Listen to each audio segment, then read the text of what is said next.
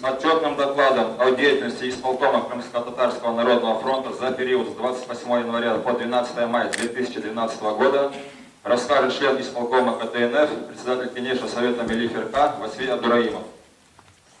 Подготовиться Рустему Халилову. Салам алейкум, сайрулла. Ахадашлар. В декабре 2011 года наши прославленные старейшины и ветераны национального движения собрались обеспокоенные судьбой нашей нации и тем, куда движется наш национальный корабль. Они тогда объявили и обратились к нации двумя важнейшими инициативами. То есть поддержать их обращение, требования к украинским властям, чтобы до 18 мая 2012 года был принят закон о восстановлении прав и реабилитации репрессированного крымско-татарского народа, и для того, чтобы подвести итог этой постановки, дать оценку действиям украинским властям, крымским властям и состоянию дел в национальном вопросе крымских татар, они предложили созвать 18 мая на площади Ленина чрезвычайное общенародное собрание с нормой представительства один делегат от каждой крымско-татарской семьи. 28 января 16, на тот момент 16 общественных структур, общественных организаций, объединений, фондов, поддержав эти две инициативы наших прославленных ветеранов национального движения, объявили о создании Крымско-Татарского народного фронта для реализации этих двух поставленных ветеранами задач. Было выбрано 3 направления работы. Это информационная работа. В этой связи был открыт офис Крымско-Татарского народного фронта, был создан специальный трехязычный информационный сайт на русском, турецком и на английском языке, где информировалась оперативно, давалась вся информация о том, что такое Крымско-Татарский народный фронт, какие организации туда входят, какие задачи они решают, какие инициативы были проведены и так далее. До сих пор этот информационный портал работает. На нем же дается обширнейшая информация по существующему положению, по законодательному обеспечению и вопросам законодательного восстановления прав, существующие в других государствах, в международной практике, и то, что есть в самом крымско-татарском сообществе на тот момент. То есть эта работа была выполнена, он эту свою задачу решает и до сих пор работает.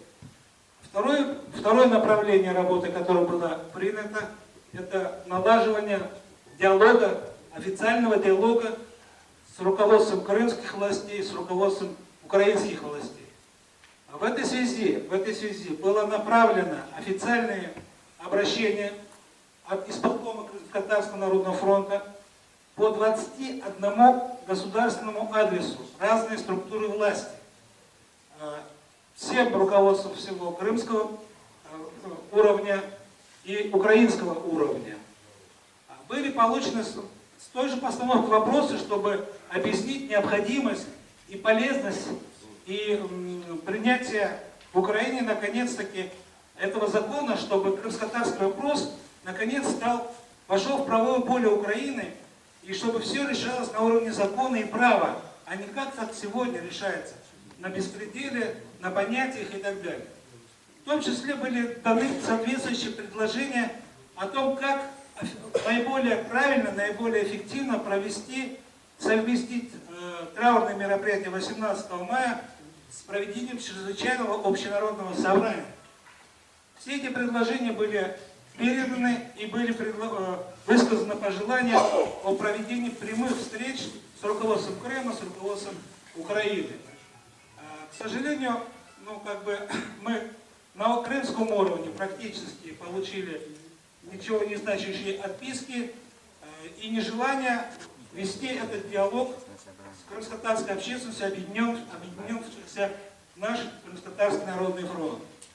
Тем не менее, была поставлена задача организовать официальную делегацию в Киев и там провести соответствующий зондаж на уровне администрации президента, на уровне Кабинета министров Украины, на уровне Верховной Рады Украины, на уровне Совета Безопасности Украины, на уровне Офиса уполномоченного по правам человека. Такая делегация из 5 человек была направлена в Киев, который работал там с 17 по 21 апреля, и где были проведены соответствующие встречи вот во всех этих структурах, которые я назвал,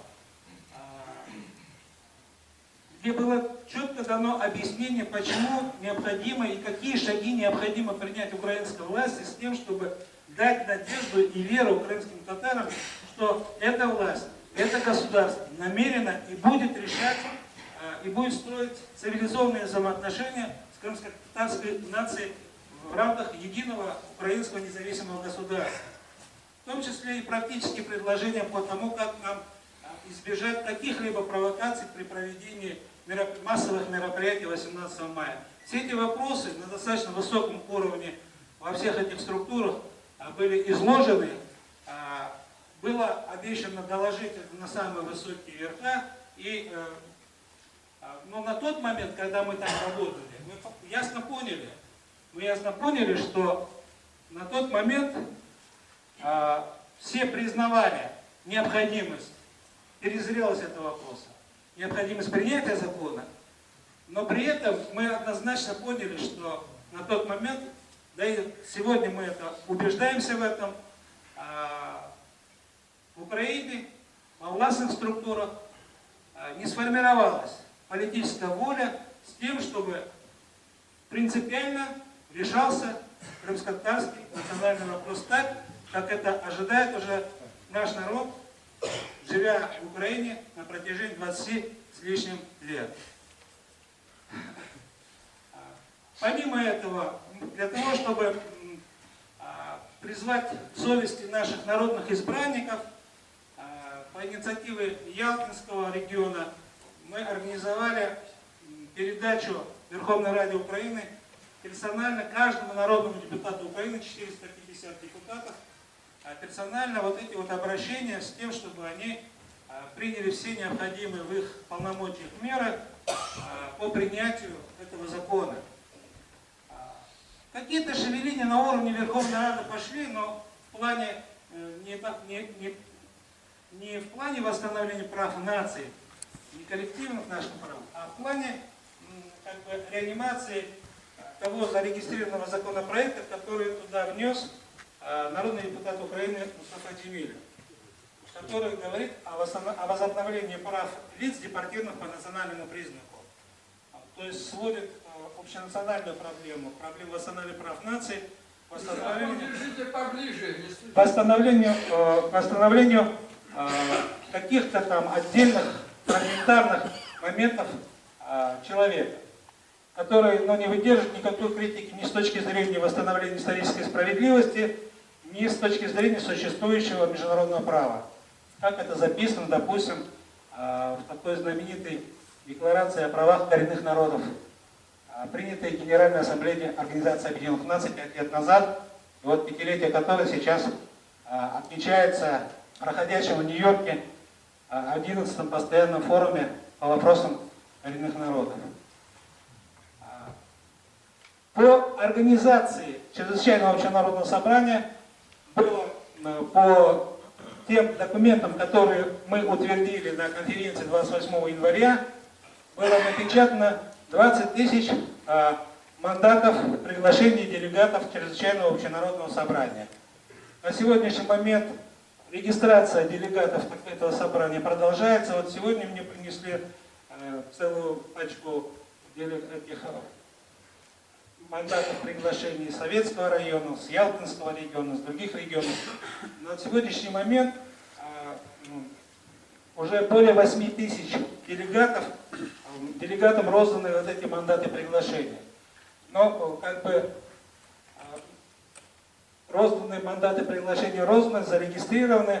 Насколько организованно эти люди сумеют прийти и участвовать в этом собрании, тоже будет зависеть от нашей совместной с вами работы. Вот.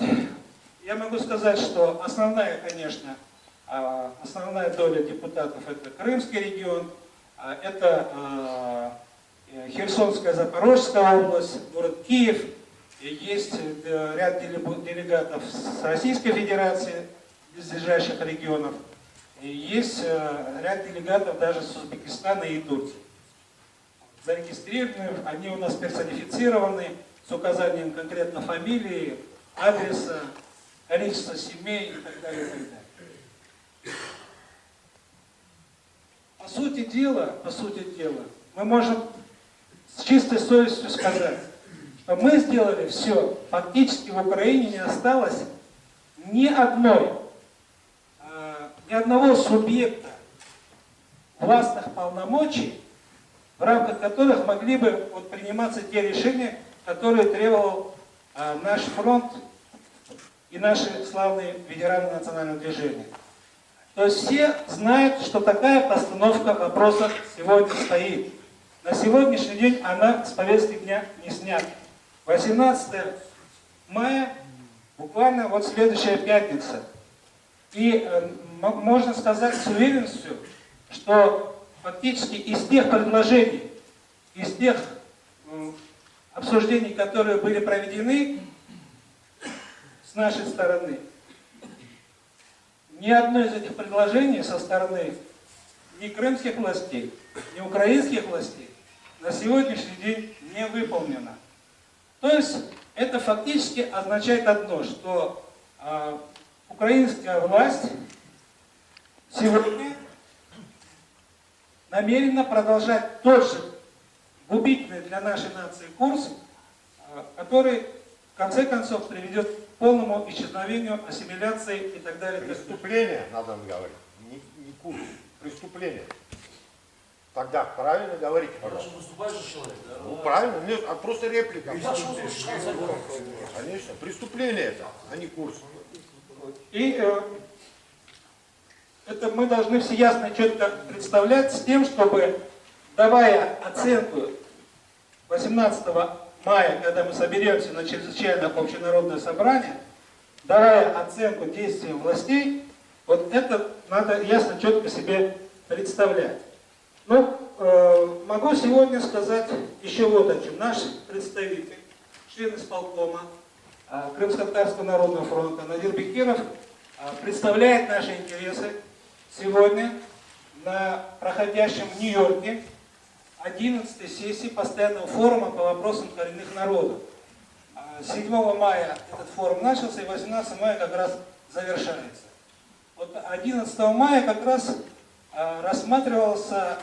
была дискуссия на этом форуме, где обсуждались положения коренных народов в Центральной и Восточной Европе, России, Центральной Азии, Закавказья. То есть тот регион, куда входит в том числе и наше государство Украина. И, естественно, он там выступил на этой дискуссии с выступлением. Я буквально коротко зачитаю вот ту часть, которая будет, наверное, интересна всем. Вот.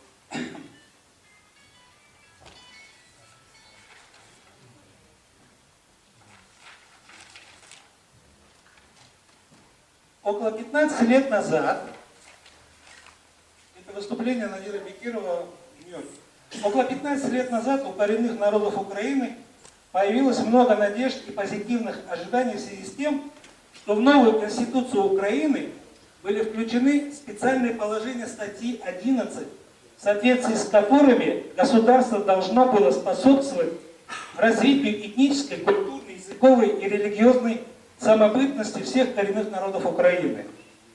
92-я статья гласит: исключительно законами Украины определяются, в том числе, права коренных народов.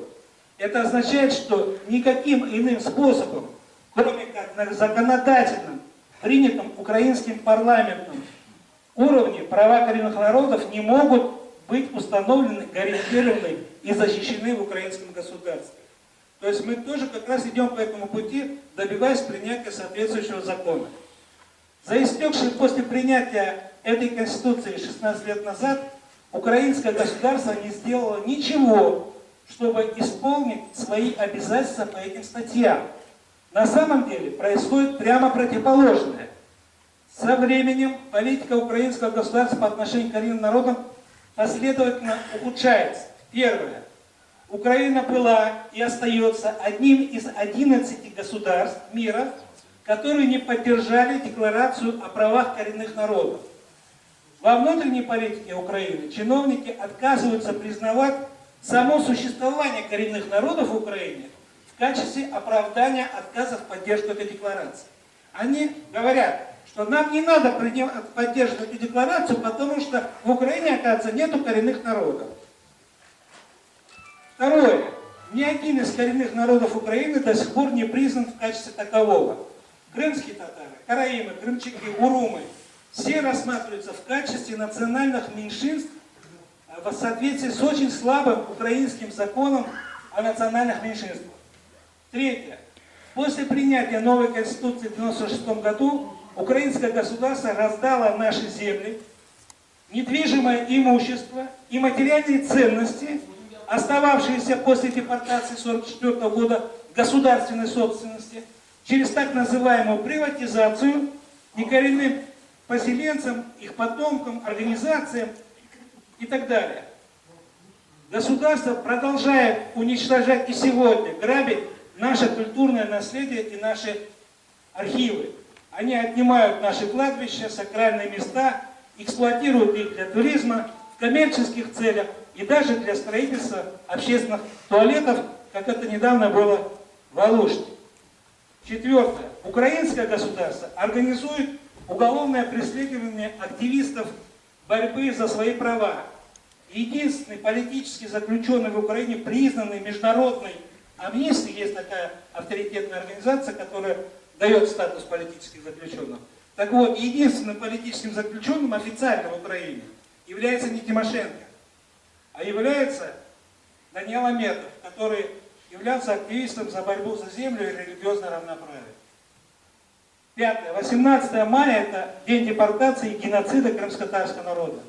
Все попытки 17 крымско-татарских общественных организаций, объединившихся в Крымско-татарский народный фронт, убедить украинские власти принять закон о восстановлении прав и реабилитации репрессированного крымско-татарского народа в течение последних нескольких месяцев были отвергнуты украинской властью.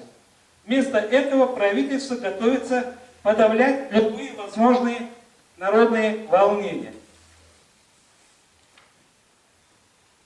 Принимая во внимание все эти чрезвычайные обстоятельства, я прошу постоянный форум рекомендовать экономическому и социальному совету рассмотреть вопрос о временной приостановке членства Украины в Организации Объединенных Наций как государство, которое систематически, массово и грубо нарушает права человека и целых народов, противоречия своим обязательствам по международному праву и уставу Организации Объединенных Наций, до тех пор, пока украинским государством не будут приняты необходимые законодательные меры для восстановления нарушенных прав и статуса коренного крымско-татарского народа и всех коренных народов в Украине.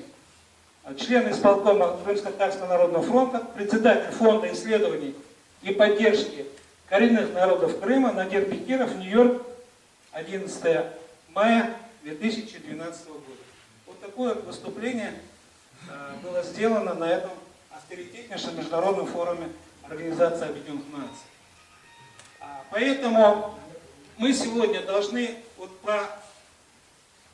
организованно принять необходимые решения для того, чтобы еще раз продемонстрировать нашу волю добиваться решения этого вопроса до конца.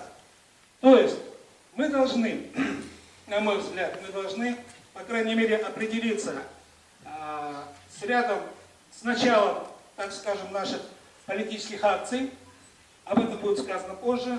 Мы должны заявить, принять соответствующий документ, который бы возлагал всю ответственность в случае каких-либо непредвиденных обстоятельств, которые могут или готовятся проводиться 18 мая на площади Ленина. Мы должны об этом принять документ и объявить о том, что вся ответственность в случае такого развития событий будет ложиться на крымские и украинские власти. Ну и, естественно, мы должны, я думаю, попытаться в очередной раз, это наш крест, но без этого никуда не деться. Мы должны еще раз попытаться обратиться к собственному народу, чтобы наконец-то у него что-то ёкнуло в сердце, проснулось, и он наконец понял, что усидеть даже за самыми высокими заборами в своих замках, как некоторые думают, не заботясь и не думая о том, как жить дальше, не получится. Не получится, потому что чем дальше будут продолжаться та политика, которая сегодня проводится в Украине, которая игнорирует существование в этой стране нашего народа, которая не регламентирует законодательно наши исконные права и как репрессированного народа, и как коренного народа, будут приниматься соответствующие законодательные меры, которые в первую очередь и самым главным будут бить по самому сердцу, по нашим интересам и по нашему будущему. Вот об этом надо нам всем хорошо подумать и принять безошибочные, выверенные решения с тем, чтобы наконец-то голос крымских татар, нормальный голос крымских татар, нормальные требования, не выходящие за рамки какого-то, там сказать, права и норм международного права, он должен быть услышан, и мы должны вместе с вами добиться решения этого вопроса. Если же все попытки будут упираться вот как в каменную стену, надо будет тоже подумать о выходе даже из этой, казалось бы, безвыходной ситуации. Все вместе. Слава Богу.